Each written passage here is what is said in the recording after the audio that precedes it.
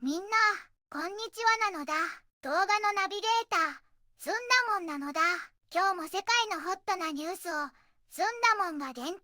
ぱいお届けするのだ。今回ずんだもんがみんなに紹介するのは、中東の美しい国、レバノン、なのだ。実はね、レバノンにはとっても面白い豆知識があるのだ。なんと、国内に住んでいる人よりも、海外で暮らしているレバノン人の方が何倍も多い。とっても珍しい国なんだって。びっくりなのだ。なぜそんなことになっているのか、今日のニュースでも何かヒントが見つかるかもしれないのだ。今日はそんなレバノンに関連するニュースを含めて、全部で3つのニュースをお届けするのだ。中でも特に注目なのが、3つ目のニュースなのだ。タイトルは、特集、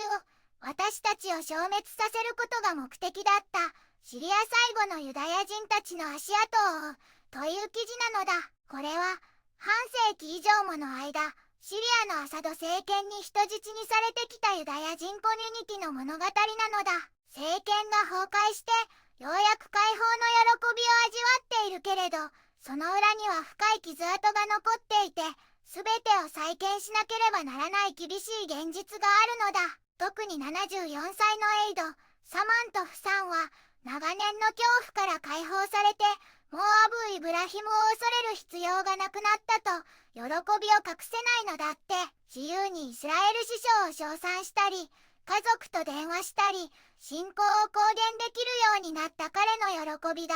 ずんだもんにもひしひしと伝わってくるのだ。これはぜひみんなにも知ってほしいニュースなのだ。この動画が良いなと思ったら、ぜひ高評価とチャンネル登録、よろしくお願いするのだ。みんなの応援がずんだもんの励みになるのだ。さあ、今日も世界のニュースを一緒に見ていくのだ。地中海東岸に位置するレバノンは、豊かな歴史と文化を持つ国なのだ。首都はベイルートで、かつては中東のパリと呼ばれた華やかな都市なのだ。フェニキア文明のルーツを持つこの地は、古くから交易で栄え、多様な民族や宗教が共存してきたのだ。独特の宗派別割譲制という政治体制をとり、人口は約500万人ほどなのだ。観光業や金融業が主要産業で、美しい地中海の風景、古代遺跡、そしてレバノン山脈でのスキーなど、変化に富んだ自然が魅力なのだ。レバノン料理は世界的に評価が高く、新鮮な野菜やハーブを使ったヘルシーな料理が多いのだ。近年は経済危機や政治的課題に直面しているけれど、国民は強い生命力と創造性を持っているのだ。若者たちの芸術やファッションへの情熱も注目されているのだ。中東の文化が凝縮された魅力あふれる国、それがレバノンなのだ。一つ目のニュースなのだ。アンソニー、サムラニ機構、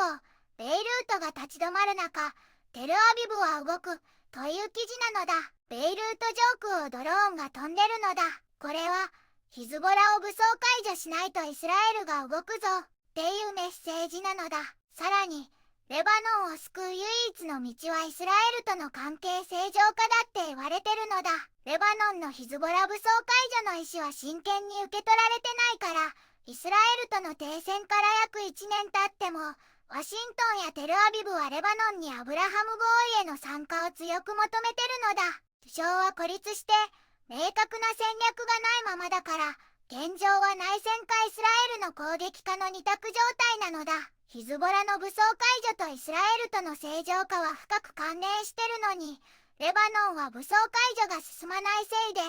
正常化の話も進められないのだ。トランプ政権は外交勝利が欲しいし、イスラエルは軍事的優位と安全保障、つまり武装解除と干渉地帯を求めてるのだ。レバノンは自分の利益をはっきりさせられなくて、ただ状況に流されてるだけなのだ。ヒズボラ武装解除は多くのレバノン人が支持してるけど、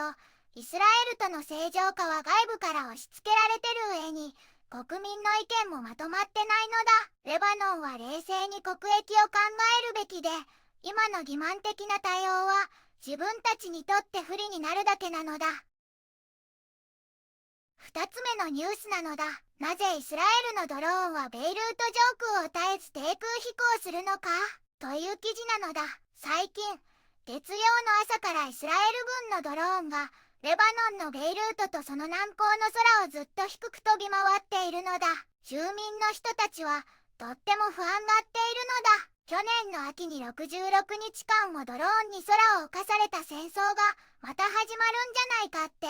みんな恐れているのだ。2024年11月の停戦合意があってからこんなに長い間こんなに激しくドローンが首都の空を飛ぶのは初めてのことなのだ。ドローンのブンブンいい音のせいでたくさんの人がびっくりしてパニックになっているのだ。ヒズボラとイスラエルの13ヶ月以上続いた争いはこの不安定な停戦で一旦終わったはずなのに、イスラエルはレバノン南部では毎日みたいに時々ベカー高原でも攻撃を続けているのだ。この状況が住民の人たちの不安をさらに大きくしているのだ。3つ目のニュースなのだ。特集、私たちを消滅させることが目的だったシリア最後のユダヤ人たちの足跡を追うという記事なのだ。シリアのユダヤ人コミュニティは半世紀以上もアサド政権に人質にされていたのだ。政権が崩壊してかすかな希望は見えたけれど深い傷跡が残っていて全てを再建する必要があるのだ。ダマスカスの旧市街で74歳のエイド・サマントフさんはバシャール・アサド大統領が突然退陣したことで喜びを隠せないのだ。彼はもうユダヤ人地区を恐怖に陥れていたアブ・イブラヒムを恐れる必要がないのだ。イスラエル首相を称賛したりテルアビブの家族との日々の電話について話したり自由に自分の宗教を公言できるようになったのだ。長い間壁の陰で生きてきた彼が失われた時間を取り戻すかのように心ゆくまで本音を語っているのだ。長年の恐怖から解放された彼の喜びがひしひしと伝わってくるのだ。魅力あふれるレバノンだけどイスラエルとのドローン問題やヒズボラ武装解除、関係正常化など難しい課題が山積みなのだ。シリアのユダヤ人解放のような希望もある中、レバノンは国益を冷静に見極め、国民の生命力で未来を切り開いてほしいのだ。複雑な中東情勢、引き続き注目していくのだ。